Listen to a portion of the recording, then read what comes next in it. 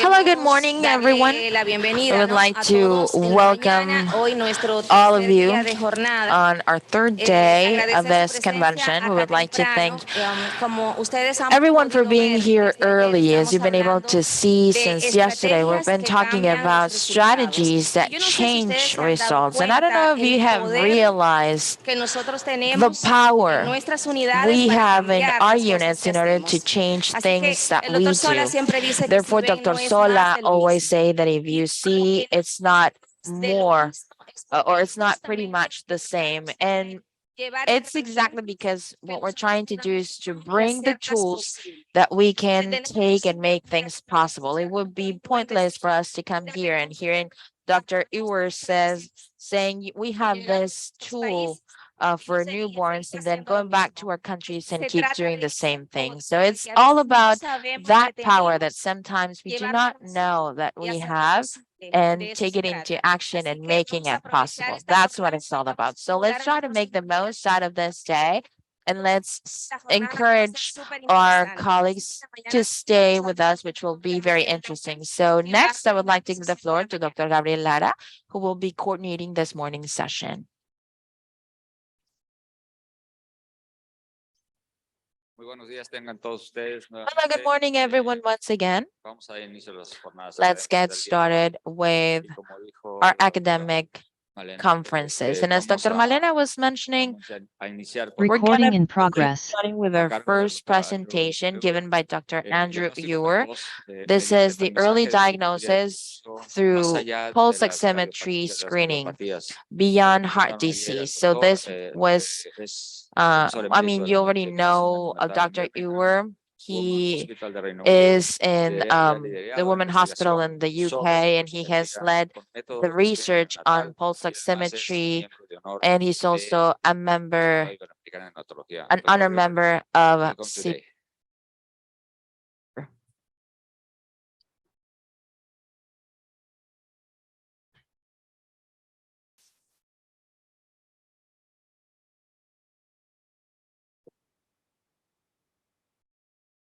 Muchas gracias. Buenos días a todos. Thank you very much. Good morning, everyone. Thank you very much. Muchísimas gracias a Steven por haberme invitado a poder hablarles en esta conferencia, en esta hermosa ciudad. De verdad que ha sido maravilloso poder estar aquí. Y me da muchísimo gusto poder ver también a tantas caras que reconozco de Paraguay del 2016. Ayer algunos de ustedes pueden que hayan escuchado mi presentación. Estuvimos hablando de los diferentes algoritmos que tenemos para el tamizaje con la oximetría de pulso para cardiopatías congénitas, y estuvimos hablando también del hecho de que además de poder identificar las cardiopatías congénitas críticas, también el tamizaje con la oximetría de pulso nos ayuda a identificar también otros padecimientos no cardíacos, y esto es otro de los puntos en los que me voy a estar enfocando esta mañana. Estos son mis conflictos de interés. No tengo ningún interés financiero en alguna compañía de oximetría.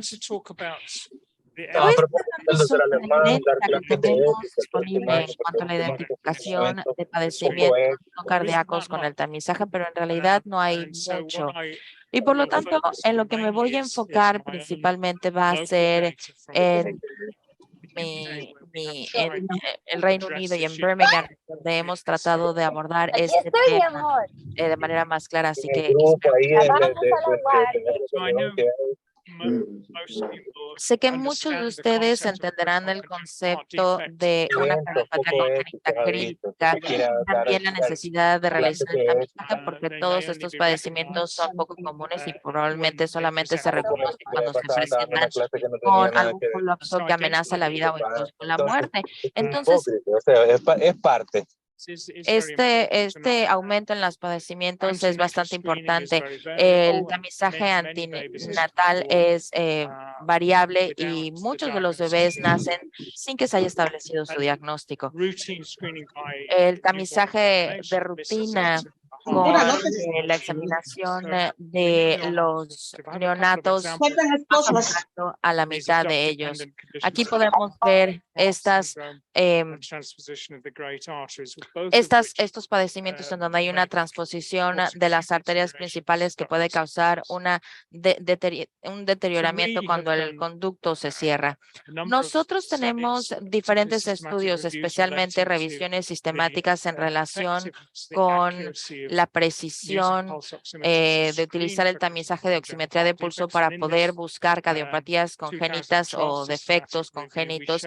Y a través de esta revisión sistemática nos damos cuenta que el tamizaje con la oximetría de pulso tiene una alta especificidad y una buena sensibilidad que es importante para el tamizaje de rutina.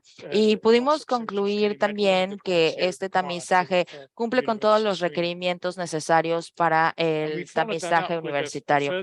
Y dimos un seguimiento con esto con otro estudio, que es una revisión sistemática muchísimo más amplia, que incluye a más pacientes, alrededor de más de 500,000 de pacientes que se estuvieron tamizando en 23 estudios. Podrán observar aquí, de acuerdo a la precisión, la especificidad y la sensibilidad que es idéntica a lo que habíamos mostrado anteriormente. Entonces, en un cohorte mucho más grande, pudimos demostrar la consistencia de el tamizaje con la oximetría de pulso a tal grado que no se necesita de un estudio posterior. Y creo que también podemos ver o concluimos en nuestra revisión sistemática, nos dimos cuenta que el tamizaje de rutina debe de introducirse para todos los neonatos. Entonces, para la cardiopatía congénita crítica, la justificación es que una gran mayoría de los bebés con este tipo de condición va a tener cierto grado de hipoxemia que a veces no se puede reconocer. Y si nosotros hacemos un tamizaje con la oximetría de pulso y encontramos a estos bebés con hipoxemia limítrofe, lo podemos hacer antes de que colapsen. Por lo tanto, no voy a estar hablando más sobre las ventajas del tamizaje para la cardiopatía congénita crítica, pero en lo que me voy a enfocar en este momento va a ser en el tipo de giro que podemos tener o de los beneficios adicionales que tiene el tamizaje de la cardiopatía congénita crítica, que se encarga de poder también identificar otro tipo de padecimientos críticos. Estos son algunos de los ejemplos de algunos padecimientos que podemos identificar también con el tamizaje de oximetría de pulso, la neumonía congénita, que es relativamente común, pero un 1% de los bebés a término van a tener neumonía. A lo mejor en los países de ingresos medios puede ser mayor. La hipertensión pulmonar persistente también se pueden presentar con un colapso agudo. La aspiración del meconio, que es básicamente algo menos común, pero sigue siendo un padecimiento que llegamos a ver, y si el bebé tiene una aspiración leve de meconio, probablemente no se identifica al nacimiento y probablemente después se puede presentar con síntomas respiratorios. Y por supuesto también una sepsis. Aquí estoy dando un ejemplo de uno de los grupos más comunes, que es una infección por estreptococo, donde puede ser, la verdad, algo que puede amenazar la vida. Y posteriormente tenemos estos otros padecimientos en donde tenemos algo que se presenta en los bebés, que es algo que nos limita y que puede requerir tratamiento, y en una minoría los bebés pueden deteriorarse y pueden tener hipertensión pulmonar. Y posteriormente tenemos también los defectos que no son de cardiopatía congénita crítica. Tenemos los defectos de las aurículas ventriculares, en donde no necesariamente son amenazantes para la vida en el periodo de los neonatos, pero es importante identificar esto. Y también es importante poder identificar los falsos positivos en un tamizaje para cardiopatía congénita crítica.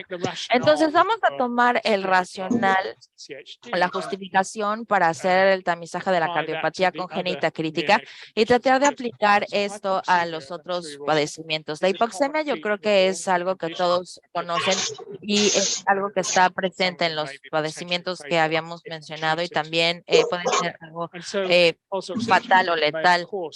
Y por supuesto que identificamos a estos bebés y también los identificamos antes de que desarrollen un colapso agudo.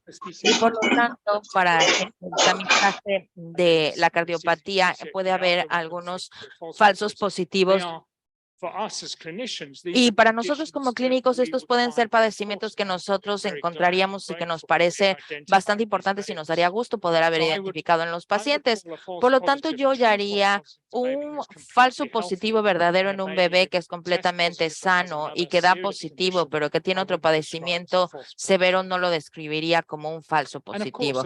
Y por supuesto que un bebé también puede morir por un padecimiento no diagnosticado como una infección por estreptococos grupo B o a lo mejor por una neumonía o por una cardiopatía congénita. Entonces, ¿de qué manera se desempeña el tamizaje de oximetría de pulso cuando encontramos estos padecimientos? Y bueno, la evidencia es bastante delgada. Voy a mencionar algunos estudios que me parece que son importantes. A lo mejor puede que los conozcas o no. Este es un estudio de Suecia, del grupo de Anne Granelli, que se publicó en el 2009. Tenemos también un estudio de Alemania, de Frank Reeder, nuestro propio estudio del Reino Unido, publicado en Lancet en el 2011, y también un estudio de Polonia. Y por último, un estudio muy grande que involucraba el tamizaje de más de 100,000 bebés que se publicó en China. Ahora, todos estos artículos se enfocan específicamente en la detección de la cardiopatía congénita crítica y toda la precisión de las pruebas y los datos derivados de esto está relacionada con la cardiopatía congénita. Pero además de esto, todos los estudios incluyen también la identificación de estos bebés con otros padecimientos. Ahora, debo mencionarles, hablando personalmente, esto es algo para lo que no nos habíamos preparado muy bien. Y cuando vimos el estudio nuevamente, o cuando hicimos el estudio, pudimos haber tomado más detalle en cuanto a estos bebés, pero los datos, la verdad es que son bastante escasos. Estos estudios aquí se podrán dar cuenta que todos tienen una sensibilidad y especificidad bastante parecida. Y en la columna última, el valor de la derecha, esto está en relación con el tamizaje de la cardiopatía congénita crítica. Pueden ver del 92 al 95% de todos los bebés con cardiopatía congénita crítica que se pueden identificar si ustedes agregan el tamizaje oximetría de pulso, además de los otros métodos de tamizaje tradicional. Pero la detección de los padecimientos no cardíacos también se identificó en un número significativo, entre un 28 y un 70% en los falsos positivos de este estudio tuvo un padecimiento no cardiopático que requería tratamiento. Estos padecimientos se describen o los describen los autores aquí, y aquí tenemos el comentario de Anne Granelli diciendo que es razonable concluir que la detección temprana de la sepsis y de la cardiopatía congénita que requiere cirugía definitivamente es un beneficio para el bebé. Y esta identificación de la hipertensión pulmonar persistente y la circulación es uno de los beneficios adicionales. El estudio de Frank Reeder, el alemán, también habla de los falsos positivos de estos bebés que también tenían una sepsis neonatal, en donde el diagnóstico temprano no les causa daño. Y también tenemos identificación de padecimientos tales como defectos cardiopáticos, lo cual nos da también una ventaja adicional a las pruebas. Ahora, hago alusión a este problema y el registro de los padecimientos no cardíacos no es uniforme. Y me parece que las razones de todo esto es que no tenemos ninguna definición del estándar de oro de una hipertensión pulmonar, la sepsis por estreptococo grupo B. No hay definitivamente un estándar de oro como lo hay, por ejemplo, para un ecocardiograma para poder detectar los defectos cardíacos. Y en cuanto a los falsos negativos, no conocemos a estos bebés que tenían estos padecimientos y que pasaron el tamizaje de la oximetría de pulso. Esta información está relacionada también con lo que vimos ayer. Estos padecimientos como la sepsis, la hipertensión pulmonar, etcétera, se presentan en los primeros 24 horas de vida. Y algunos de estos estudios que les he mencionado, particularmente el estudio alemán y el sueco, ambos hacen un tamizaje posterior a las 24 horas. Por lo tanto, el cohorte de los bebés sin padecimientos cardíacos era muchísimo menor. A continuación les voy a hablar de nuestros propios datos. Estos son datos que hemos ido recabando con el paso de los años. Empezamos a hacer un tamizaje rutinario a partir del 2010, entonces tenemos una experiencia de 12 años. Y a continuación les voy a describir cuál es mi experiencia. Primero, cuál es nuestra experiencia inicial cuando empezamos por primera vez a realizar el tamizaje y les hablaré después de cuál es nuestra experiencia más reciente, de lo que estamos más familiarizados con el tamizaje. Entonces, esto es del 2010 al 2013. Estuvimos tamizando utilizando el algoritmo de la oximetría de pulso que les mencioné ayer. También si tienen alguna pregunta, me dará mucho gusto podérselas aclarar. Y sé que esta información tiene muchísima información que a lo mejor no pueden ver claramente. Entonces, tenemos alrededor de 26,000 partos en un periodo de 24 meses y tuvimos a 208 bebés que dieron positivo con el tamizaje de la oximetría de pulso.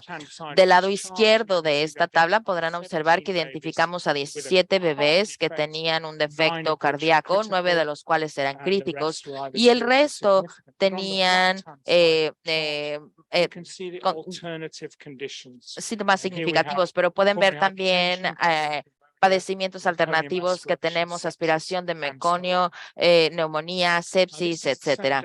Estos son los mismos datos en un formato un poco más leíble. Y nuevamente tenemos menos de 26,000 bebés en donde estuvimos tamizando a todos los bebés en menos de 12 horas de edad. El tamizaje se realizó a las 7 horas, era muy temprano, 208 dieron positivo, que es alrededor de un 0.8% de todos los nacimientos que tenemos, y esto se hizo durante 40 meses en una de las admisiones o ingresos en la UCI.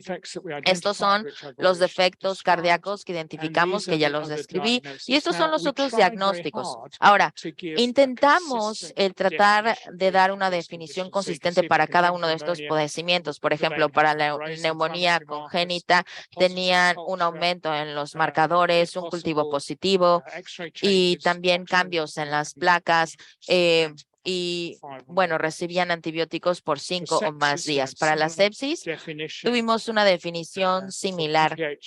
También para la hipertensión pulmonar persistente, utilizamos la definición rutinaria de la hipertensión pulmonar para la aspiración de meconio, en donde tratamos de ser lo más rigurosos posibles, pero por supuesto que estas no son definiciones del estándar de oro, pero bueno, son los que estuvimos aplicando. Y para los bebés que tenían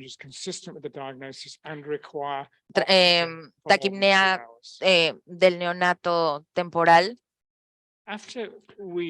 fue algo que también estuvimos viendo. Y después de haber publicado nuestros hallazgos, el Comité Nacional de Tamizaje en el Reino Unido se interesó en introducir también el tamizaje con oximetría de pulso, pero necesitaba más información. Por lo tanto, querían realizar un estudio piloto en donde el tamizaje con la oximetría de pulso no se hubiera iniciado. Entonces, querían demostrar que nosotros pudiéramos comprobar o demostrar los mismos hallazgos en nuestro hospital local, en los hospitales más nuevos de diferentes tamaños, de hospitales muy pequeñitos hasta hospitales más grandes, con una consistencia. Y en el 2014, el Comité Nacional de Tamizaje del Reino Unido recomendó el realizar el piloto, y en el 2015, este piloto se realizó. Esto incluía a 17 hospitales en donde la oximetría, el tamizaje de la oximetría de pulso se utilizó utilizando el mismo algoritmo que nosotros habíamos utilizado para ver si podíamos lograr la viabilidad de la introducción y datos similares en cuanto a los desenlaces. Durante el periodo piloto de 6 meses en los 17 hospitales, hubo más de 32,000 partos, 239 pruebas positivas que nos dieron una tasa de básicamente los falsos positivos que habíamos identificado previamente. 8 bebés con cardiopatía congénita crítica identificados por este tipo de tamizaje con oximetría de pulso. Y nuevamente tuvimos un resultado similar. Aquí podemos ver los defectos cardíacos que se encuentran presentes del lado izquierdo de la tabla y también los defectos no cardíacos que están del lado derecho. Y podrán observar que de los 239 pruebas positivas hay 14 defectos cardíacos y 82 que son padecimientos no cardíacos. Alrededor de la mitad, 135, tuvieron circulación transicional. Entonces, estos bebés estaban sanos. Ahora, estos son los mismos datos representados de una manera ligeramente diferente. Esto está viendo los bebés que dieron positivo, 239 en la parte superior, y podrán observar si ven el segundo nivel de los datos, que solamente la mitad de los bebés que dieron positivo se ingresaron a la UCI.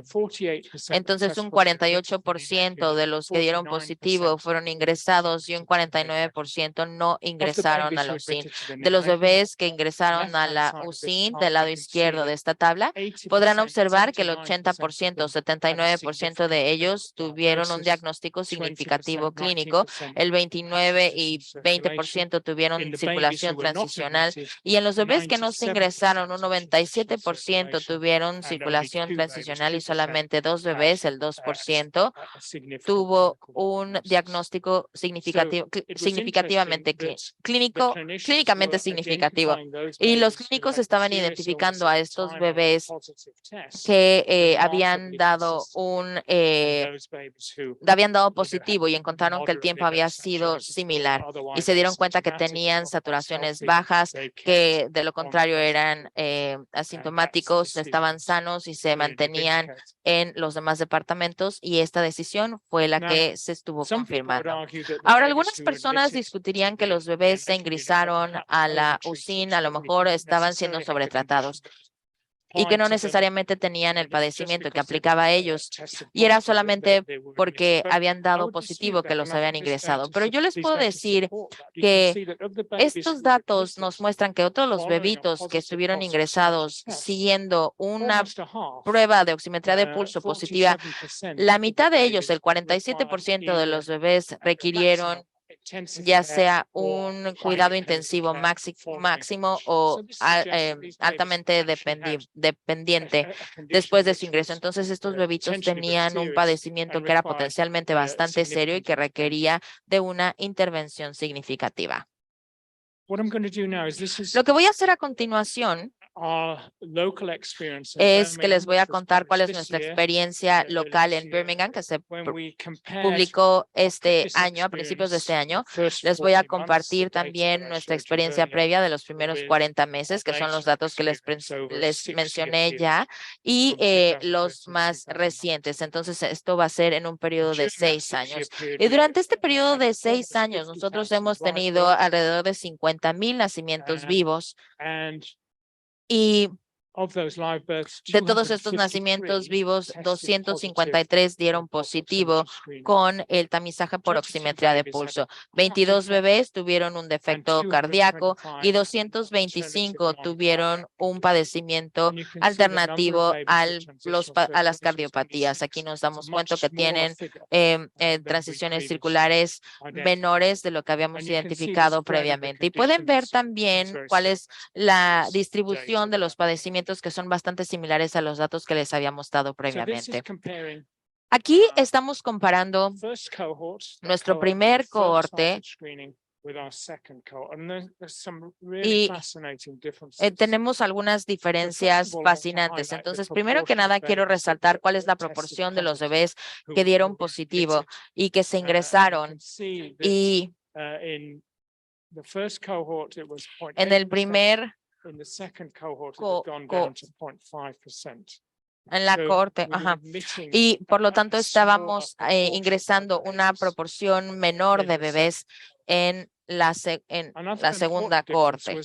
Y otra de las diferencias era que el porcentaje de los bebés en nuestro hospital identificados con una cardiopatía congénita crítica antes del nacimiento. Entonces, en la primera cohorte, el diagnóstico antinatal fue del 76% y en el segundo, el diagnóstico antinatal fue muchísimo mayor, que es bastante gratificante, pero significa que el porcentaje de los bebés que tenían cardiopatía congénita crítica que se detectaron a través de la oximetría de pulso fue menor porque se detectaron antes del nacimiento. Incidentalmente, también el promedio de la tasa de detección en el Reino Unido sigue siendo del 50%. Entonces, durante este periodo de tiempo habíamos estado realizando los tamizajes bastante bien, pero antes habíamos identificado a 8 bebés con cardiopatía congénita a través de la oximetría de pulso. Entonces, una detección del 75% nos quiere decir que seguimos pasando por alto a 1 de 4 bebés y este bebé necesita ser identificado, pero el porcentaje de los bebés con cardiopatía congénita crítica que fue menor, pero sigue siendo un número importante. Ahora, si observamos los padecimientos no cardíacos, estos son los números de tamizajes que necesitamos realizar para poder identificar uno de los padecimientos no cardíacos.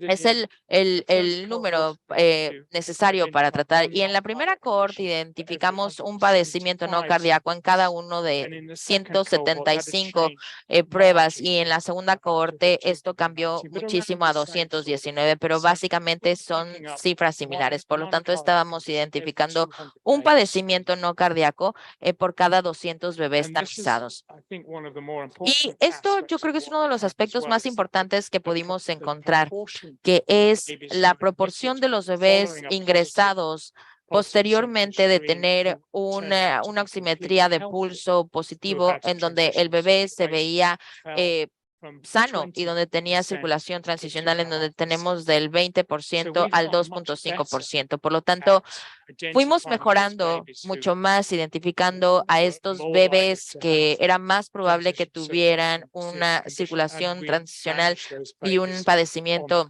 serio, y los identificábamos en la parte postnatal antes de ingresarlos a la UCIN, lo cual nos da muchísimos beneficios a nivel del personal para poder tener una reducción en separar a los bebés sanos de sus madres.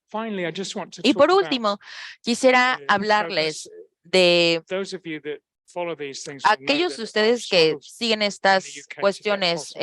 Yo la verdad es que he batallado mucho en el Reino Unido para que se acepte el tamizaje por oximetría de pulso como una rutina. El Comité de Tamizaje Nacional lo está aceptando y los clínicos lo están aceptando más y más unidades también están empezando a utilizar el tamizaje por oximetría de pulso, pero todavía no tenemos una recomendación nacional. En ese sentido, me dio muchísimo gusto cuando salió este reporte a principios de este año, y esto es lo que nosotros llamamos en el Reino Unido el reporte GIRT, que significa hacer las cosas bien desde la primera vez. Y aquí digamos que todas las especialidades, medicina para adultos, cardiología, gastroenterología, etcétera, ven el tipo de atención que se proporciona y tratan de buscar las maneras para poder mejorar tanto la atención que se brinda como los desenlaces. Y esta es una cita por parte del reporte GIRF neonatal, y es una de las principales recomendaciones de este reporte, que el tamizaje de oximetría de pulso debe de introducirse de manera rutinaria de inmediato, y el Comité Nacional de Tamizaje debe de reconsiderar su decisión. Por lo tanto, esto es sumamente emocionante para mí en lo personal, y también me parece que es muy importante tanto para los bebés y para poder mejorar sus desenlaces. Entonces, espero que esto sea la última fase de esta batalla tan larga que he tenido. Y bueno, pues en resumen, espero haberles demostrado que está bien aceptado que el tamizaje temprano es viable y es aceptable en lo que llamamos las brechas diagnósticas a los bebés que se pasan por alto antes del nacimiento, y que también a través de los tamizajes rutinarios para cardiopatías congénitas críticas, pero también identificamos a otros bebés con padecimientos potencialmente igual de severos. Y me gusta pensar en estos como nuestros objetivos secundarios, pero también es importante. Este es solamente un resumen de lo que les comenté el día de hoy, enfatizando también lo que mencionábamos ayer. Si ustedes tamizan después de las 24 horas de edad, por ejemplo, como lo hacen en Estados Unidos, no van a poder identificar a muchos bebés con estos padecimientos no cardíacos, porque como ustedes saben, aquellos que son clínicos sabrán que estos bebés tienden a presentar estos padecimientos en las primeras horas de vida. Entonces, si no realizan un tamizaje, sino hasta después de 24 horas, no van a identificar a estos bebés. Y me parece que necesitamos alejarnos un poco del concepto de que el falso positivo es cualquier bebé que no tiene una cardiopatía congénita crítica, y modificarlo para cualquier bebé que no tiene un padecimiento serio que requiere tratamiento.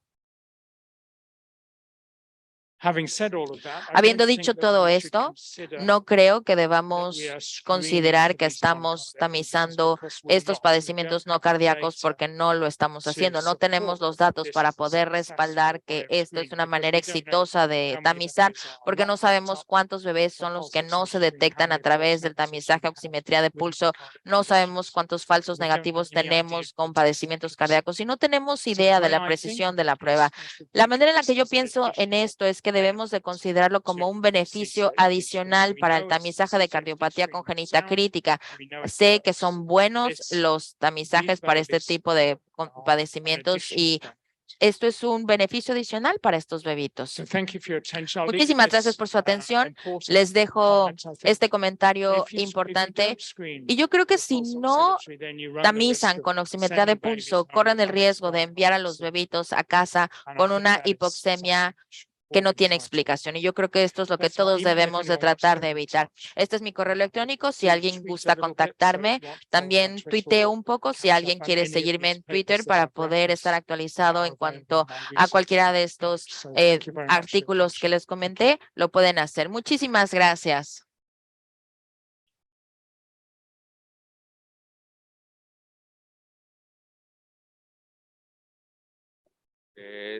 Tenemos un tiempecito para un par de preguntas. We have time for Suplicamos que sean for a preguntas couple of cortas. questions. Please be brief. Brief questions, please.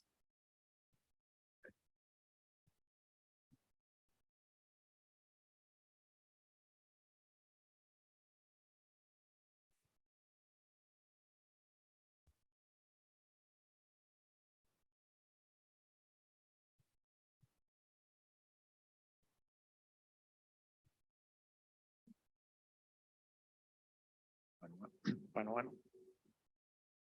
Doctor Ewer, un gusto escucharlo. Doctor, it was very nice Y hearing you.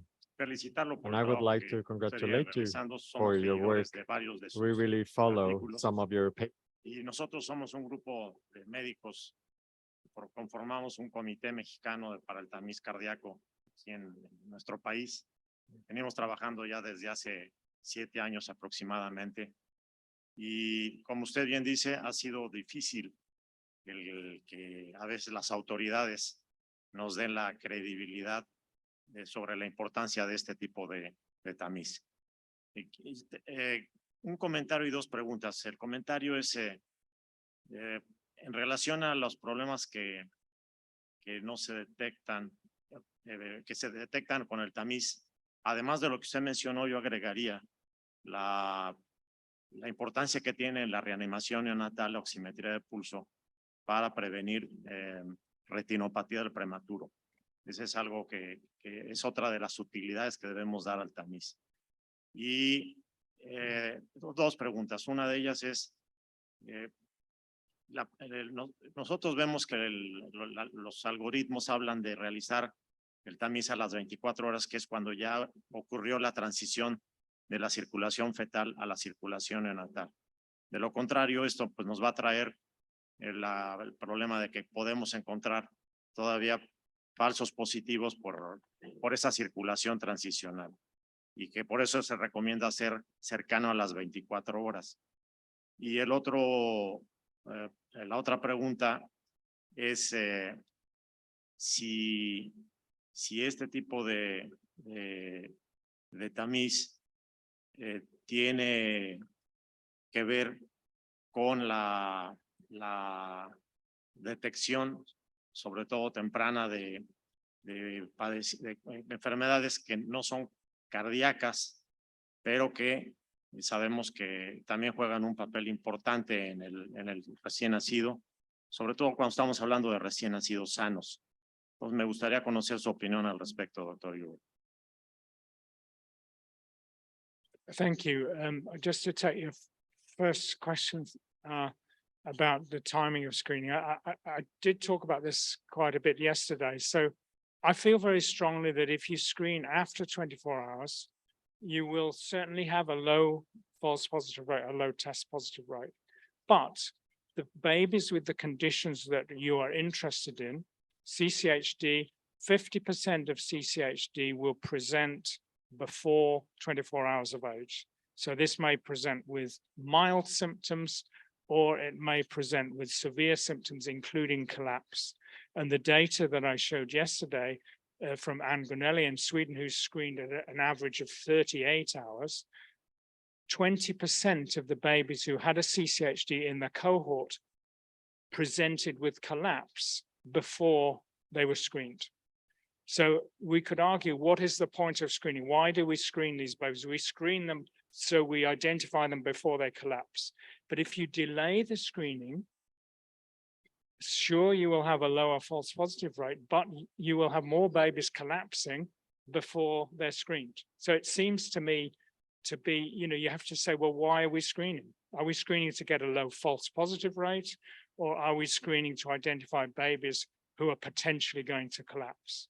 And you all know babies with early onset GBS, they will present in the first 24 hours. So if those babies may, if unidentified, will collapse before you screen them.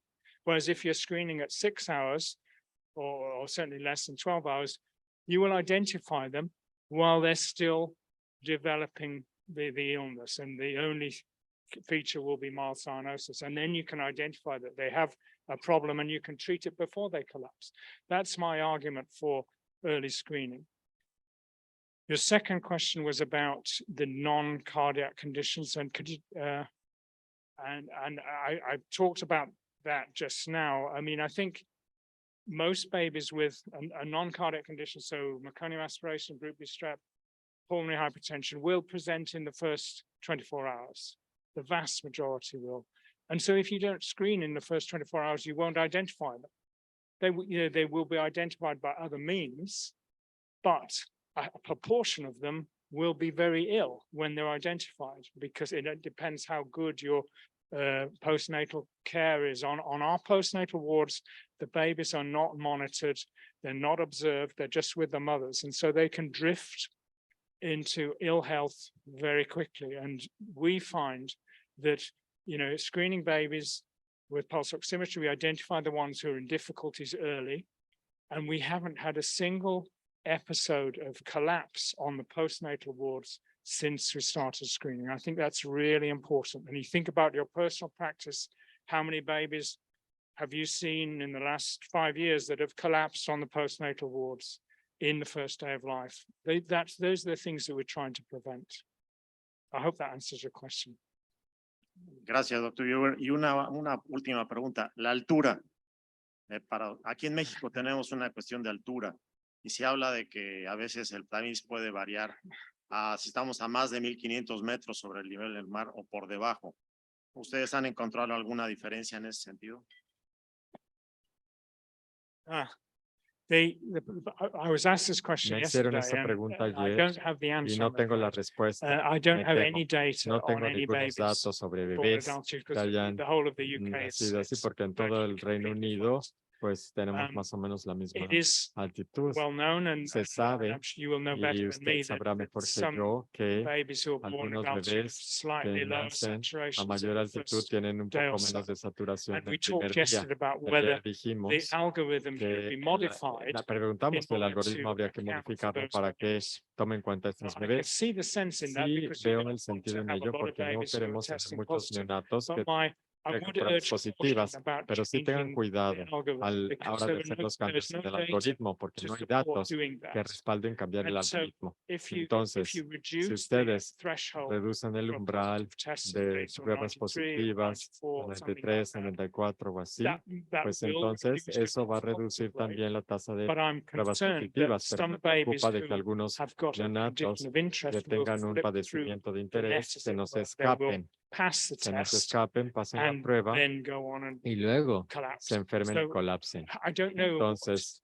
no to sé recommend, but qué I would recomendarles, pero not recommend más bien no changing the algorithm. recomendaría I que think cambien el algoritmo, no my lo cambien. personal suggestion Mi would be to sugerencia continue personal with the sería que standard sigan algorithm ustedes and con el algoritmo accept estándar that you might y have pues to deal with acepten que a few veces babies tendrán a más have got neonatos que tengan circulación transicional y que tengan I pruebas don't think it will be a positivas, huge number, pero creo and I que no think serán it's better demasiados y es mejor tener un poquito más bebés sanos que salgan positivos en lugar de unos cuantos bebés que tengan un padecimiento que la prueba no detecte. Muchas gracias.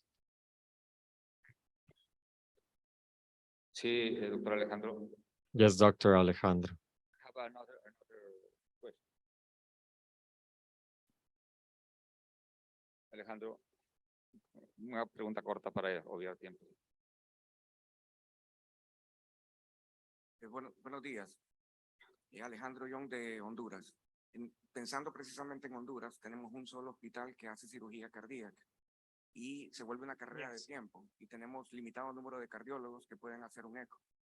Yo le quería preguntar si encontró usted en sus datos una asociación entre un valor de saturación más bajo o una diferencia más amplia que fuera específico para cardiopatía, porque eso nos ayudaría a empatizar en estos niños, conseguirles un eco rápido y llevarlos al hospital de manera más pronta. That's a very good question. Esa es una muy buena pregunta.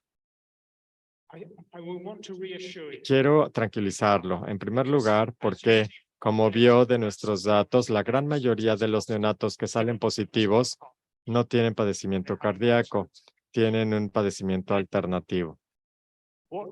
Lo que nosotros hemos encontrado consistentemente en nuestra experiencia es cuando el neonato sale positivo, lo evalúa un clínico primero y el clínico, si el neonato, digamos, tiene neumonía congénita o hipertensión pulmonar o inicio de sepsis, pues eso se reconoce por parte de los clínicos, lo detectan. Si un neonato tiene una saturación relativamente baja, hay que ver qué pasa con la parte respiratoria, hay que investigar, hay que ver los antecedentes para ver si hay una ruptura temprana de la membrana o algo que sugiera mayor riesgo de sepsis. Entonces, se evalúan, se hace la evaluación correcta y en vista de ello, la gran mayoría de los neonatos tendrán un diagnóstico alternativo que no es cardíaco, o sea, lo tratan y mejoran. Ahora, a los neonatos que no tengan síntomas respiratorios, los neonatos cuya saturación se deteriore o que la saturación no mejore cuando les den oxígeno, esos son los neonatos en los que sí necesitan tomar una ecografía.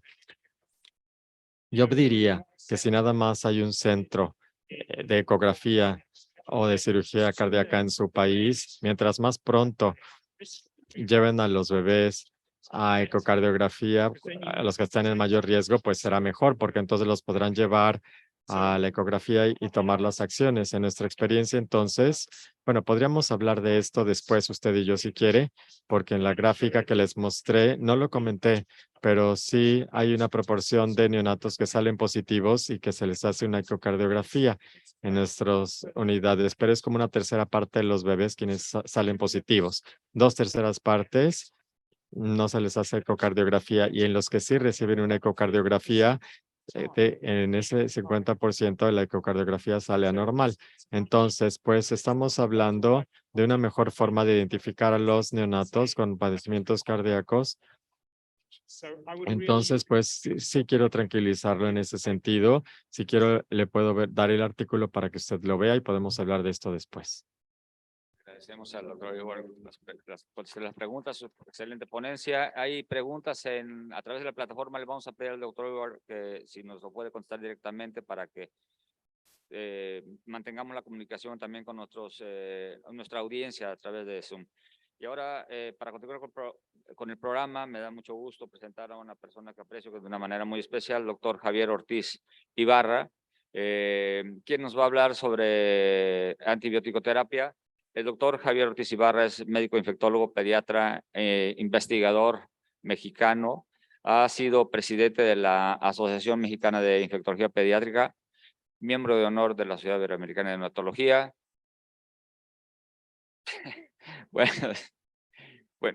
con ustedes Javier Ortiz. Muchas gracias, Javi, por estar con nosotros. Muchas gracias, Gabriel. La verdad es que el aprecio es mutuo. Y el honor es para mí.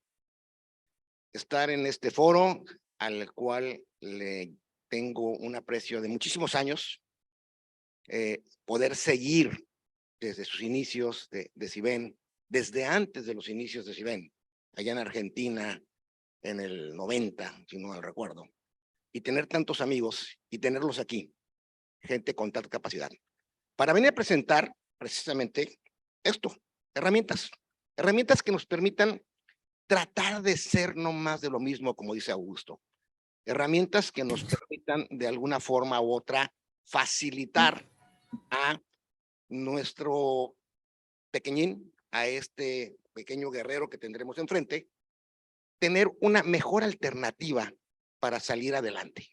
Y a mí me tocó bailar la más fea, como dicen, porque estamos navegando en un mar sin límites. Y esta frase, que no es mía, es del doctor Sutherland, y vean la fecha, en los 60s, el uso de antibióticos en el recién nacido es considerada el área de mayor ignorancia clínica.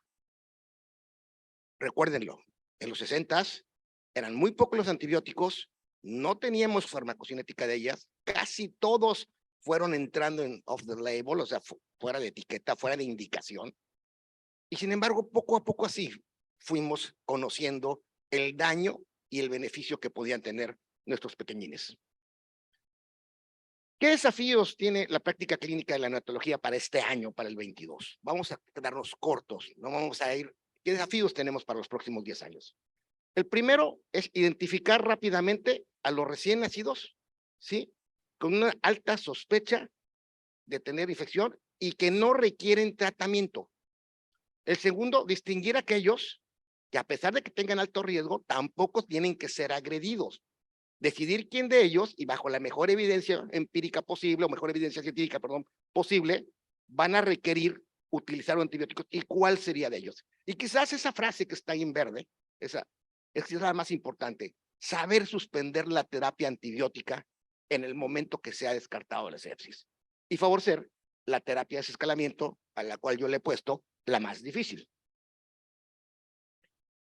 ¿Por qué sigue siendo el área de ignorancia clínica? Porque todos y cada uno de esos grupos, no son fármacos, no son antibióticos, son grupos de antibióticos que se encuentran ahí, ¿sí? Cada uno de ellos han sido utilizados al menos en un recién nacido.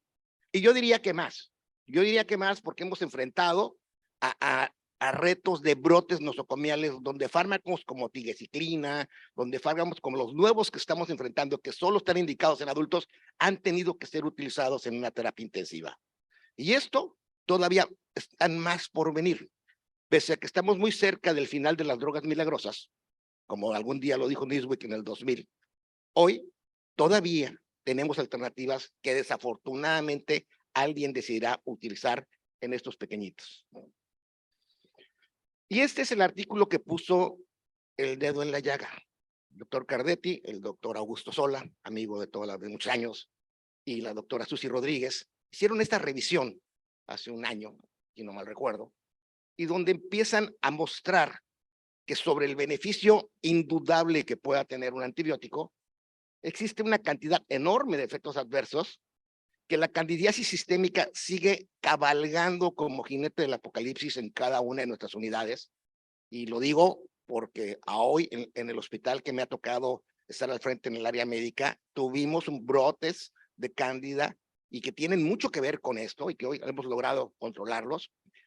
Problemas con enterocolitis, la sepsis de inicio tardío, que se ha convertido en un dolor de cabeza para su manejo, aparición de microorganismos multiresistentes, alteración del microbioma intestinal, que ayer se pasó un poquito de rápido en la plática de Augusto, y que al final de cuentas deberíamos entender qué va a pasar con estos niños que estamos alterando su microbioma, y aumento de la mortalidad. Esto es algo curioso. Cuando uno revisa el artículo y uno ve lo que está pasando con estos niños que recibieron antibióticos sin requerirlo, uno entiende de alguna forma u otra la agresión que le fuimos llevando, los cambios en estos aspectos clínicos y el riesgo. Y cuando entramos en efecto de fenómenos adversos, nos pusimos a revisar algunos grupos, bueno, de antibióticos que pudieran estar involucrados, y este es un estudio de Bogotá, y ayer lo comentaba, y hay otro de Barranquilla, lo comentaba con Hernando, de que son de los pocos países que yo encontré artículos de farmacovigilancia de antibióticos en el recién nacido, porque muchos de nuestras unidades ponemos el antibiótico y no sabemos qué está pasando con él. El niño sale adelante, el niño fallece, pero nadie supo qué pasó durante esos días, que estuvo esos 10, 14 o 21 días que se decide dejar el antibiótico. Y cuando uno ve esos fármacos, son exactamente los mismos que tenemos en cualquier unidad latina. De ahí pues que buscando herramientas y bajo toda esta serie de reflexiones, en el Estado de México, en el ICEN, Instituto de Salud del Estado de México, decidimos tras pandemia, un poquito en este fenómeno de aprender a sumar memoria, a sumar inteligencia colectiva a través de los medios, y decidimos que el total de los hospitales que manejaran atención materno-infantil o perinatal en nuestro estado, teníamos que tener al menos una reflexión, ya no digo que la sigamos al 100%, pero una reflexión de lo que estábamos haciendo. Y hace un año empezamos este consenso, cuyos objetivos era priorizar el control de los agentes antimicrobianos, favorecer el inicio de antibióticos en una forma razonada y en tiempo razonado, conocer el espectro de antimicrobianos a utilizar de acuerdo a los perfiles etiológicos conocidos, y cuando hablamos de perfiles etiológicos conocidos, hablamos de este modelo, si no tenemos la posibilidad de tener todo un seguimiento, decir a qué me parezco más, y lo vamos a ver más adelante por qué, y conocer el tiempo racional. Se generaron 10 preguntas, es un modelo de consenso académico, donde decidimos utilizar las recomendaciones del método AGRI. Es un método internacional que nos permite coordinar grupos mixtos, lo cual lo cumplimos al tener pediatras, infectólogos, farmacólogos, neonatólogos metidos en este grupo.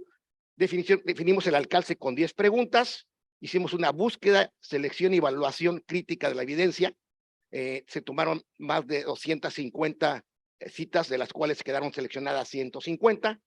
Se adoptaron las recomendaciones, se adaptaron a las unidades y se generó un consenso de recomendaciones que vamos a revisar. Revisión externa de las mismas. Agradezco desde este foro a Sergio Golombek, agradezco a al doctor Gabriel Lara y a la doctora Patti Saltijeral, que fueron nuestros revisores externos que leyeron el documento e hicieron excelentes cambios para poder salir adelante, y reformulamos con esta revisión y publicamos los resultados. Todas las conclusiones y recomendaciones se apreciaron con sus niveles de evidencia y se seleccionó la escala de la Canadian Task Force para decidir una guía de práctica clínica con medidas preventivas.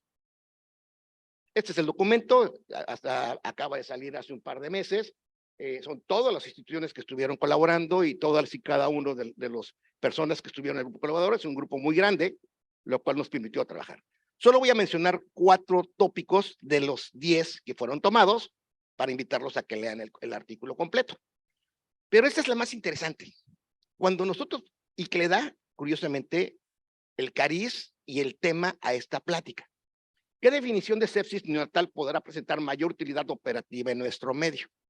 Bueno, empezamos a revisar trabajos, hizo una revisión por pares de grupos, estamos seleccionando por grupos de tema, y nos encontramos algo que ya el doctor Reina y su servidor habíamos trabajado hace muchos años, publicado en Annals of Pediatrics, donde la gran variabilidad de criterios que hay, que el nivel de evidencia para definir estos criterios es bajo, que los subcriterios a veces son los que definen la situación, y lo más interesante de todo, que todos los criterios y consensos que hay para sepsis, ninguno, y esto quiero quedarlo muy claro, ninguno se adapta al recién nacido. O sea, si hablamos de los criterios desde Bonn, desde ya de los 90s, a los 3 consensos internacionales de sepsis, ninguno se adapta al recién nacido.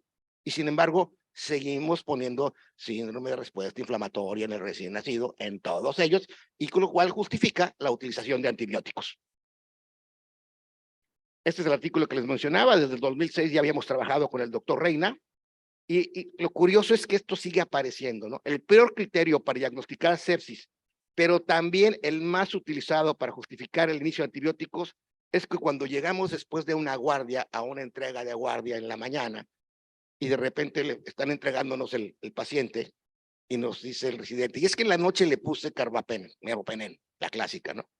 Y le dice, ¿y cómo por qué? Es que, doctor, usted no tiene idea, se veía bien feo. Yo sé que nos reímos, pero es una risa nerviosa. Todos en algún momento decidimos poner un antibiótico porque vimos feo al paciente. A la fecha, ahí hay 10 de más de 12 o 15 artículos que se seleccionaron, que son revisiones, que son consensos. A la fecha, no se ha llegado a un consenso universal para definir sepsis neonatal. Las definiciones usadas en distintos consensos, guías y artículos de revisión son muy heterogéneas y carecen de estudios de validez. La mayoría de los artículos de revisión, y en ello menciono algunos de los que están ahí presentes, ¿sí?, destacan la importancia de establecer una definición universal. Todo el mundo dice, tenemos que tener los conceptos básicos para definir qué paciente es séptico, pero casi nadie propone una estrategia para juntarlos y hacerla.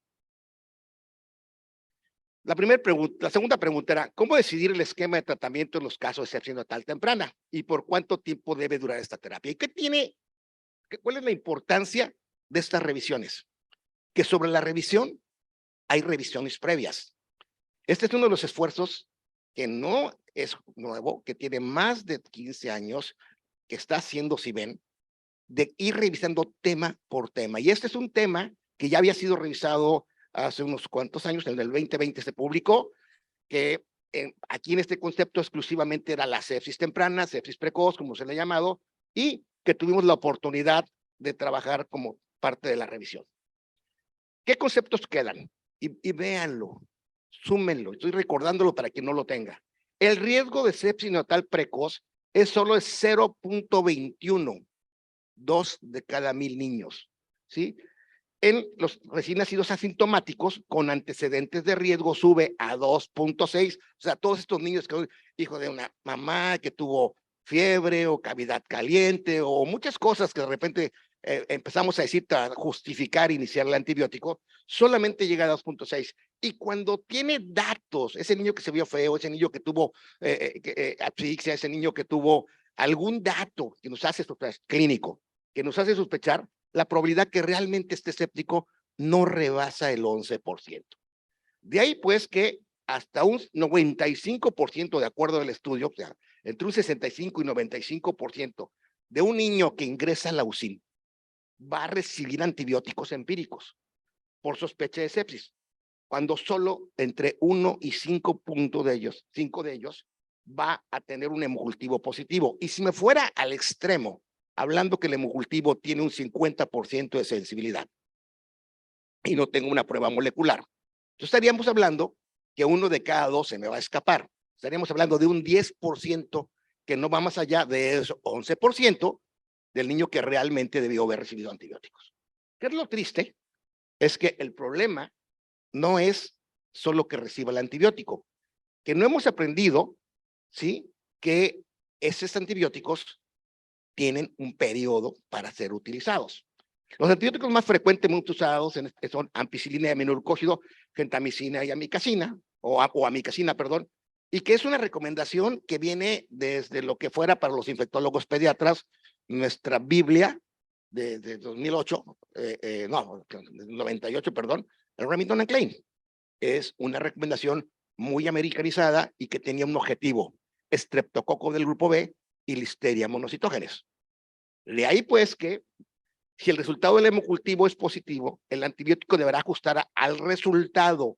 Si me aparece otra agente, o en este caso un estafilococo aureus, coagulasa negativo, donde la respuesta no va a ser buena, debo ajustar. Y la duración del tratamiento, véanlo, esto está hecho desde el 2020, es por 7 a 10 días. Ahora vamos a llegar al por qué. Revisamos todos los trabajos, bueno, la mayoría de los trabajos de series grandes que se hicieron en México. Tuve la oportunidad de publicarlo con el doctor Arredondo, mi maestro, que ya falleció desafortunadamente, y al cual le envío un saludo desde aquí.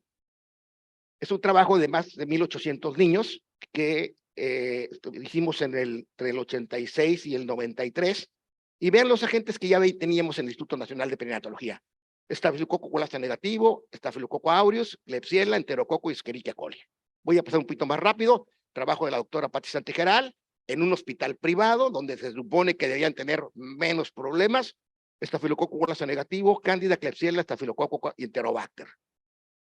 Vámonos más reciente, Hospital de Guadalajara, 2003 al 2014, es una publicación un poquito más reciente. ¿Y cuáles son los agentes? Los mismos: estafilococo aureus, coagulasa negativo, Escherichia coli, Klebsiella pneumoniae, enterobacter cocci. Y hace algunos años también tuvimos la oportunidad con el doctor Lara y con un grupo colaborativo de trabajar algo de biología molecular, de desarrollar, comparando contra el hemocultivo, y definitivamente que se detectan más. Pero aún detectando más agentes, vamos al cuadro de verdaderos positivos, que están esos 25 niños versus 9 del hemocultivo, siguen siendo los mismos agentes los que se encuentran participando. Entonces, ¿qué recomendaciones tuvo el consenso? Primero, solo en los lugares donde Streptococcus grupo B, Escherichia coli sean los principales agentes responsables de la sepsis, la combinación de ampicilina y aminoglucósido está vigente, ¿sí? Donde tengan agentes que ustedes sepan o conozcan por sus perfiles que es otro, tendríamos que hacer algunos cambios. Las cefalosporinas de tercera generación, como el tipo de cefotaxima, representa una alternativa razonable al aminoglucósido. Sin embargo, su utilidad contra listeria y enterococo es escasa. Se han reportado rápido desarrollo de resistencia bacteriana en la microbiota local cuando se utiliza cefotaxima, y sobre todo algo que es muy importante es que cada día vemos más la producción de cepas de espectro extendido, BLE, de bacterias gram negativas, y que lo convierte en un factor de desarrollo para candidiasis invasiva. ¿Cuánto es el tiempo? El tratamiento anticoreano por más de 48 72 horas solo estará justificado en 2 casos: cuando el hemocultivo es positivo y cuando la bacteremia con foco identificado, y el tratamiento no debe ser más allá de 7 a 10 días. Si el paciente que tiene sospecha de sepsis, le hago el hemocultivo, sus reactantes de fase aguda son normales, hemocultivo negativo, retiren el antibiótico. Tienen 48 y 72 horas máximo para poder retirar ese antibiótico. Por favor, ese concepto de que es que ya se ve un poquito mal, es que tiene problemas en la saturación, es que se lo voy a dejar un día más que termina en 10 días. Tercera pregunta: ¿cómo decidir el esquema de tratamiento de los casos de sepsis neonatal tardía de orden hospitalario y cuánto tiempo debe durar esta terapia? De acuerdo a la revisión para México de los agentes de los hospitales más grandes, de las unidades de neonatología más grandes y que tienen que ver con más de 30 años, solo tenemos 5 agentes que nos llevan ese 80%. Si fuera un Pareto, diríamos que el 80% de las sepsis se van a ver involucradas con Klebsiella pneumoniae, Enterobacter, Staphylococcus aureus negativo, Staphylococcus aureus y Pseudomonas aeruginosa, revisados bajo niveles de evidencia 2.2 y 2.3. La mayoría de las series en México no difieren de lo encontrado en otras series en el mundo, por lo cual tenemos que apegarnos a este diseño. En las últimas 2 décadas han entrado en controversia el tiempo ideal, y esto ha sido algo que yo durante muchos años siempre le he preguntado a mis alumnos, y les decía, cuando me decían, es que son 14 días, maestro, es que tiene una meningitis y son 21 días. Yo le decía, dame, primero, tu referencia, y segundo, dame el nivel de evidencia de tu referencia.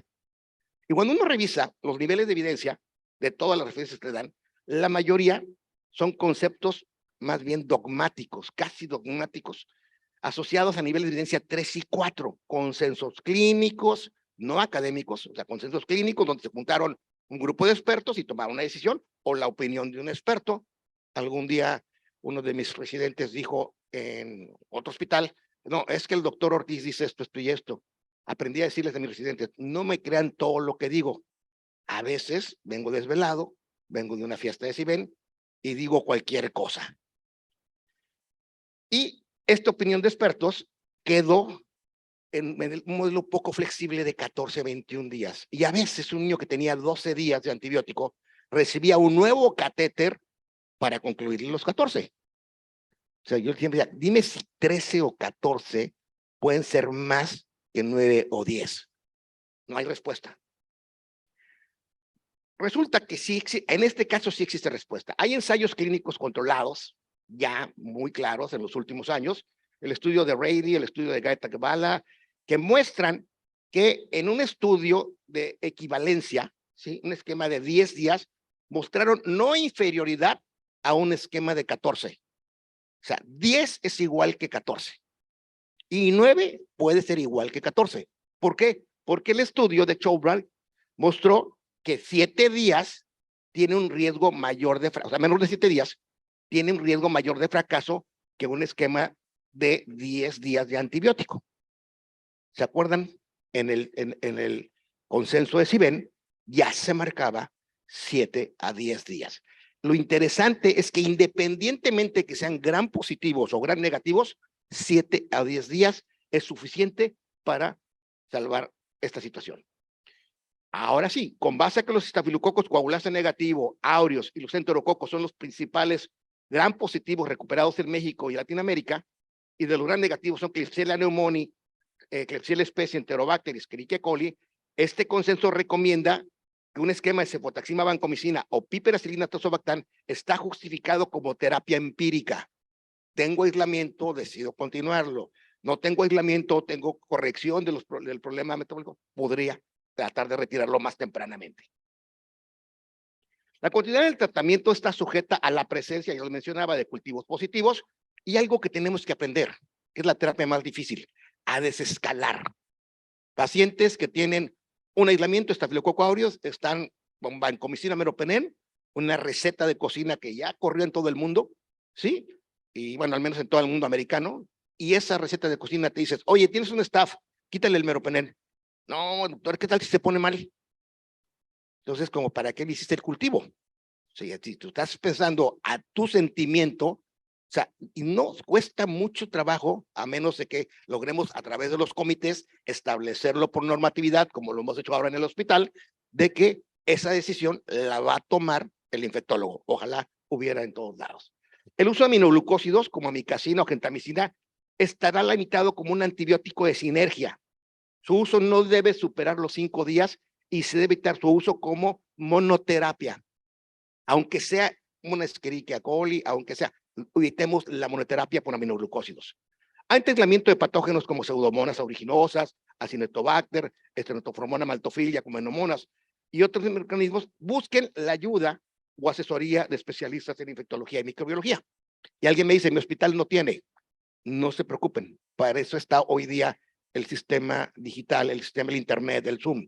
Hospitales como el nuestro, estamos abriendo un centro de infectología y pronta respuesta epidemiológica, donde hemos ayudado a salir de varios brotes epidemiológicos en todo el estado y pronto será un centro que atienda a todos aquellos lugares donde no haya un infectólogo. Al menos tengo 4 infectólogas, un infectólogo y 3 infectólogas muy capacitados, todos infectólogos pediatras, todos inmersos en la respuesta de la sepsis y los brotes. Si tienen una duda, pronto estaremos ahí. La disminución del espectro antimicrobiano o el número de antibióticos provoca reducción en la presión antibiótica. Hay que reducir la resistencia bacteriana y reducir los efectos adversos y los costos. Si los cultivos son negativos para cocos gram positivos, por favor, retiren la vancomicina. Hay una serie de pasos para evitar las infecciones comiales que lo primero que te dicen, si no tienes un estafilococo resistente a methicilina, no uses vancomicina. Y si tu como cultivo es negativo, retírala, no la mantengas. Yo no sé qué vamos a hacer con enterococos que sean resistentes a esto. Pues en sepsis tardía existe la posibilidad que el hemocultivo o el estudio molecular utilizado nos muestre la presencia de enzimas de resistencia, como el caso de, les mencionaba, beta-lactamasa espectro extendido o enzimas tipo KPC. Hasta esta situación es aconsejable consultar al experto en el área de infectología microbiana sobre el ajuste que requiera el esquema antibiótico, porque estoy seguro, y eso se lo puedo decir, que si la dejan en 5 días, va a montar resistencia tras tratamiento. Ese es el gran problema por el cual el niño va bien, se empieza a componer mal, se complica, llega a choque séptico y muere.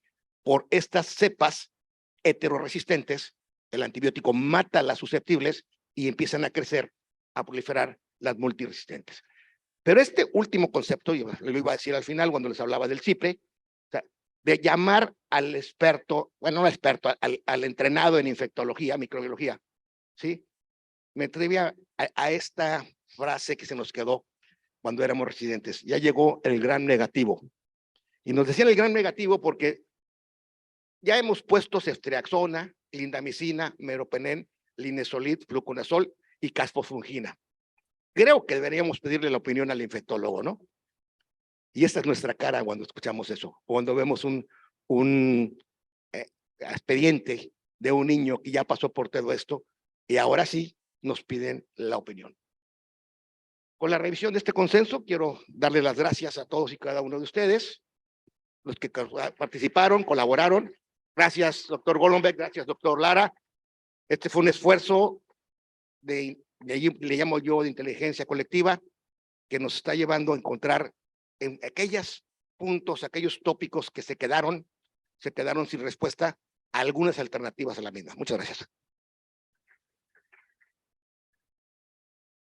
Tenemos tiempo para unas preguntas. Si se quieren acercar, por favor, al micrófono para preguntar. Adelante, por favor, doctor. Sí. Sí. Entonces, buenos días, soy la doctora Diana Torres de Chile. Felicitarle por la presentación muy clara y pregunta calculadora Kaiser para la sepsis precoz. Muy útil. Para la precoz es muy útil. Yo creo que deberíamos tenerla todo. Es este modelo de decir, hay herramientas que ya fueron trabajadas, herramientas que bajo la mejor evidencia posible hoy son útiles. Nosotros la utilizamos. Desafortunadamente pasa esto. A veces, yo me incluyo entre ellos, somos un poquito alérgicos a cierta información que nos va a cambiar tradiciones. O sea, tomar una decisión a través de una herramienta, ¿sí? Hoy, cada día es lo más práctico y útil, y sin embargo, nos cuesta trabajo quitar el concepto de que el experto es el que va a decidir. Entonces, sí, insisto mucho, olvidemos ese concepto de que tenemos nuestro propio manual de antibióticos, tenemos nuestro propio infectólogo y él decide. La herramienta es muy útil para la sepsis precoz. Y bueno, la he visto con muchísimas instituciones que ya la han aplicado. Sí. Hernando Vaquero, Colombia. Doctor Ortiz, excelente su presentación, como siempre, maravillosos los datos que nos compartió. La pregunta va muy orientada hacia el tema de costos, o sea, temas de economía de la salud. Si hay algún estudio, o usted conoce algún estudio, o sea, ha trabajado en México, algún estudio que hable de los costos adicionales que genera esta mala práctica en el uso de los antibióticos durante la atención de los recién nacidos. ¿Cuánto se prolonga sus días de estancia? ¿Cuánto significa esto en dinero para los seguros médicos? ¿Y cuánto finalmente para los sistemas de salud de nuestros países? Gracias. Hay pocos, nosotros tenemos dos, un poquito también a la inversa, tratando de contestar con el doctor, también el doctor Reina, una de sus tesis de maestría. Trabajamos sobre por qué fracasaba el esquema de ampicilina amicacina en nuestra unidad. Y nos dimos cuenta que el 70% era estafilococo en ese momento. Hicimos un estudio de cuenta y el perder esas 48 horas con un esquema para nosotros de ampicilina amicacina nos sumaba 3 días más de hospital, nos sumaba más tiempo, más catéteres, nos sumaba y nos hacía un costo mayor. Decidimos pasarnos a un esquema corto de cefotaxima vancomicina 7 días, mientras ya que habíamos tenido la recuperación, que hoy lo estamos llevando a 8 días por este concepto, y disminuyes la estancia hospitalaria, disminuyes la cantidad de catéteres, y algo que es muy importante, porque ahí sí se nos iba casi, a pesar de que era más caro la vancomicina, o sea, contra los otros dos, a la hora que sumábamos el número de días de costo y todos los insumos que había por esos 3 días perdidos, se nos iba más caro. Hay pocos trabajos, pero es evidente. O sea, si un niño se está 14 días sin requerir un antibiótico, o sea, el número de estancia hospitalaria, yo te voy a decir, para nosotros un día de estancia hospitalaria nos cuesta alrededor, en un hospital privado, nos cuesta alrededor de $2,500. Y si nos vamos a la terapia intensiva, nos cuesta más. ¿Sí? Entonces, si lo vamos sumando por días innecesarios de antibióticos, o sea que ese niño se queda solo a terminar su esquema de antibiótico, ¿entendemos cuánto estamos perdiendo el costo? Es un modelo que desafortunadamente en Latinoamérica trabajamos poco. Por eso yo celebraba mucho los estudios que están haciendo en Colombia sobre farmacovigilancia y que hoy los hemos implementado y recomendado a través de esta búsqueda en este consenso. La pregunta 10 es recomendar que todas las unidades de farmacovigilancia se metan al recién nacido, vayan y vigilen al recién nacido. Es una recomendación que estamos haciendo en este consenso. Dile. Hay una pregunta a través de Zoom, dicen Javi, los aminoglucósidos, cuando se indican cada 36 horas, ¿cuáles serían las condiciones específicas en estos casos? El aminoglucósido tiene lo que se le llama el famoso efecto postantibiótico. Es esto, quiere decir que a pesar de que haya caído bajo la curva de inhibición microbiana, sigue teniendo un periodo prolongado de inhibición del desarrollo. Sin embargo, el ajuste de 24, nosotros decimos que maneja cada 24 horas, el ajuste a 36 horas, erróneamente, insisto, erróneamente se dio al recién nacido de muy bajo peso. Cuando hay que entender que el recién nacido de muy bajo peso tiene una excreción mayor, es más rápido. El aminoglucósido para nosotros y para todo el grupo que ha trabajado mucho de esto, es un fármaco que debe ser utilizado solo como sinergia. ¿A qué me refiero a esto? Tengo una cepa de Klebsiella pneumoniae, donde tengo la posibilidad de que 1 o 2% sea T-resistente, o sea formadora de BLE, o sea formadora de KPC, y entonces al dar el aminoglucósido voy por ese 3 o 4% de cepas heteroresistentes. Por eso es que decimos, es un efecto sinérgico. Debe utilizarse no más allá de 5 días. Hay una teoría también importante de efectos adversos asociados. Yo recuerdo muchos años el doctor Poblano, el doctor Saúl Garza, 42% de los niños que recibieron 14 días de aminoglucósido tenían daño auditivo. O sea, esto tienen mucho cuidado con esto.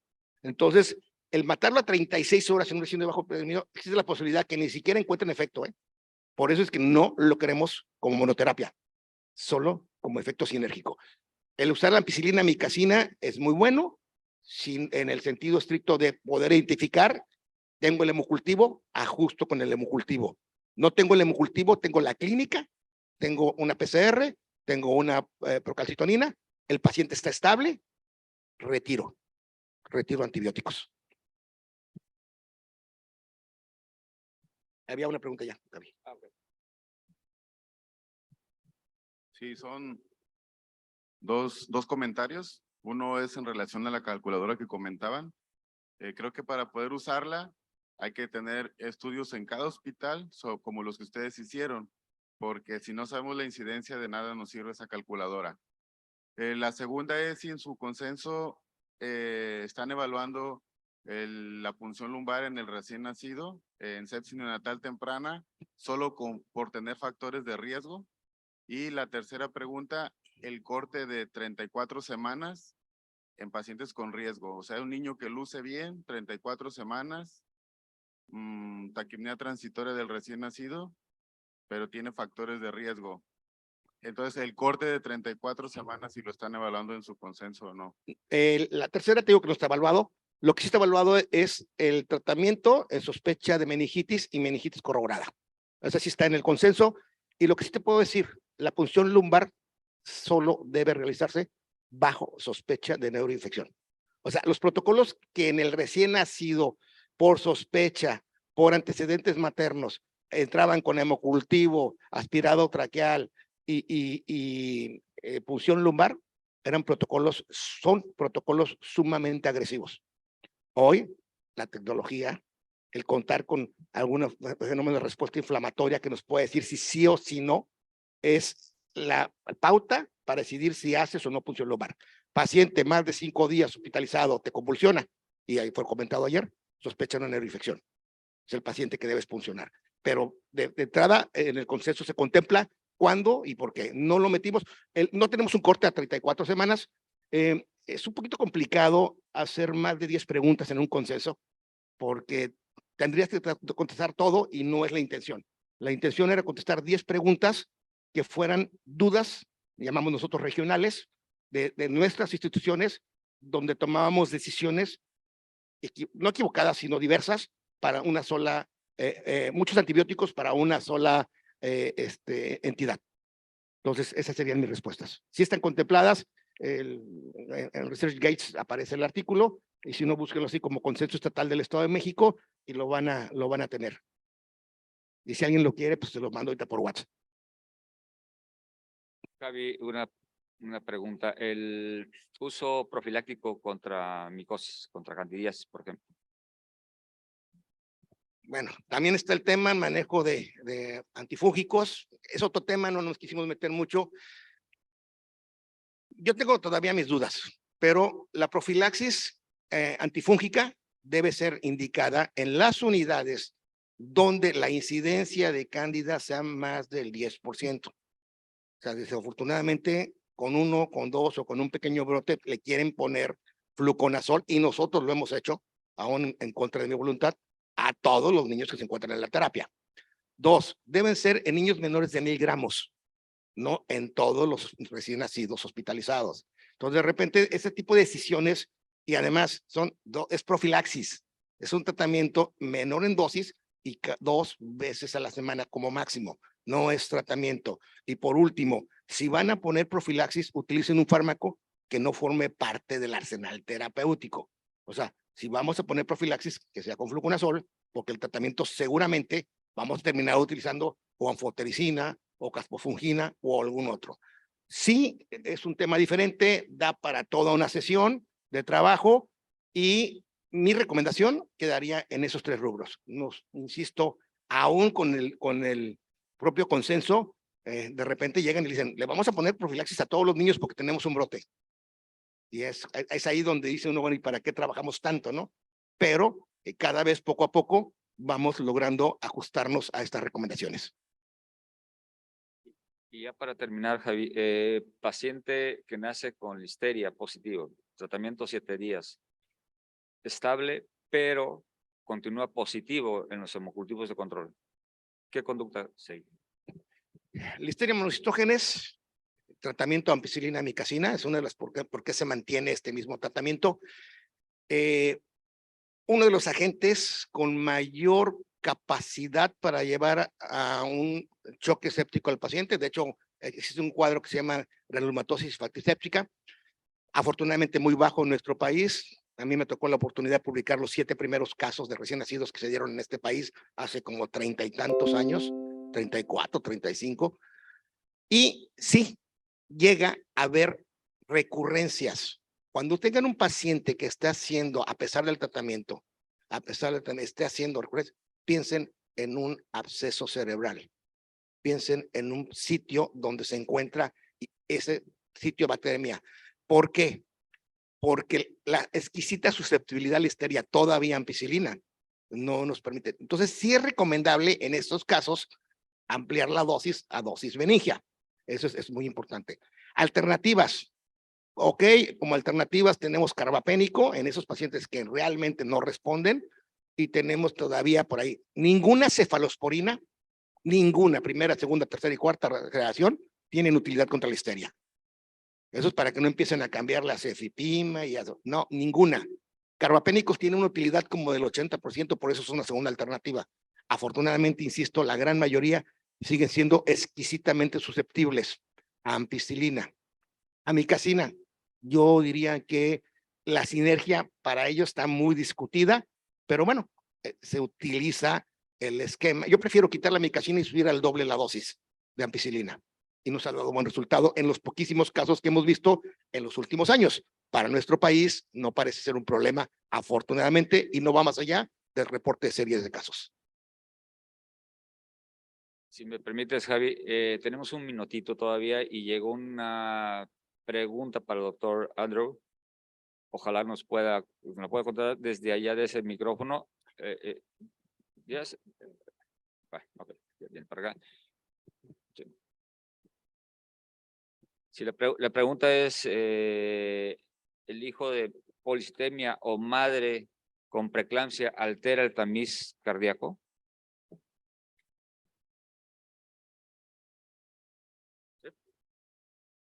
Si el tamiz cardíaco se altera, el tamizaje se altera con madre con preeclampsia o en los casos de policitemia.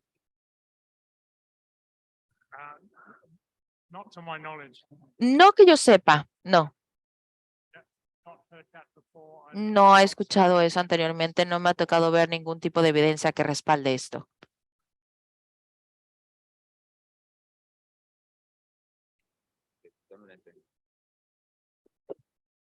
Ok.